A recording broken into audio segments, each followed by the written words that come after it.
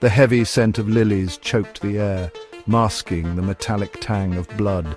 Veronica lay still, her porcelain skin cold, marred by a single crimson stain on her white dress.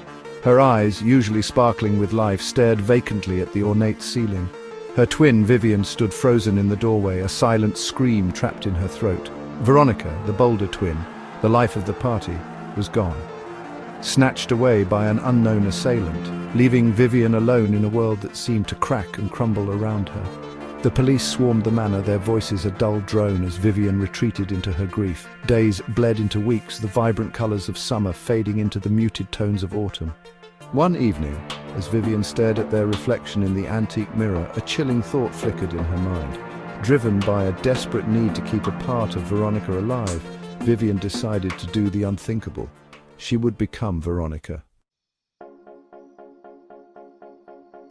The transformation was gradual, a subtle shift that went largely unnoticed by the grieving family. Vivian adopted Veronica's mannerisms, her voice taking on a slightly lower pitch, her laughter tinged with a hint of Veronica's characteristic mischief. Their parents, blinded by grief, attributed the changes to the trauma of losing a daughter. They clung to Vivian as Veronica, finding solace in the illusion she wove. She excelled in Veronica's favorite subjects, adopted her taste in clothes, even mimicked her handwriting. She became Veronica in the eyes of the world, the memory of the real Veronica fading like a whisper in the wind. By inhabiting Veronica's life, she kept her alive in a way no one else could. The world saw Veronica vibrant and alive, and in a way Vivian believed it too. The years spun by, a whirlwind of carefully constructed lies and half-truths. Vivian, living as Veronica, navigated the complexities of adulthood, always mindful of her hidden identity. She fell in love, the joy tinged with the bitter knowledge that her secret could shatter everything. One bleak evening, her father, his face etched with years of unspoken grief, summoned her to his study. His eyes, usually twinkling with warmth, held a chilling intensity that sent a shiver down Vivian's spine. He knew. The realization hit her with the force of a physical blow.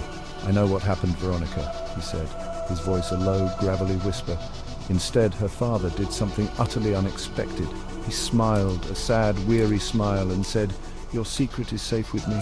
The truth hung heavy in the air between them, a shared secret that bound them together in a most unsettling way. Confusion warred with relief in Vivian's chest. Why wouldn't he expose her? Why protect her secret? Her father, his gaze fixed on the flickering flames in the hearth, seemed to read her mind. "We all have our secrets, Veronica," he said, his voice barely a murmur, some darker than others. Vivian left the study that night, her mind a maelstrom of questions. What secret could her father possibly be harboring? She felt like she was staring into a cracked mirror, her reflection distorted, unfamiliar. The world she thought she knew, the life she had so carefully rebuilt, felt precarious, built on a foundation of lies and secrets. Their interactions were now underscored by a silent understanding, a shared secret that both united and separated them. One evening, while poring over old family albums, Vivian stumbled upon a photograph that made her blood run cold. It was a picture of her parents, their smiles strained, their eyes holding a flicker of something cold and calculating. But it was the figure standing behind them, half hidden in the shadows, that sent a chill down her spine. The man bore a striking resemblance to her father, his features hardened, his eyes glinting with a chilling familiarity. Her father had a twin, a secret brother hidden from the world. The man in the photograph, the uncle she never knew existed, was the one who had murdered Veronica. Her father, in a twisted act of familial loyalty, had covered up the crime, protecting his brother at the expense of his own daughter. The weight of his betrayal, the sheer magnitude of his deception, crashed down on Vivian.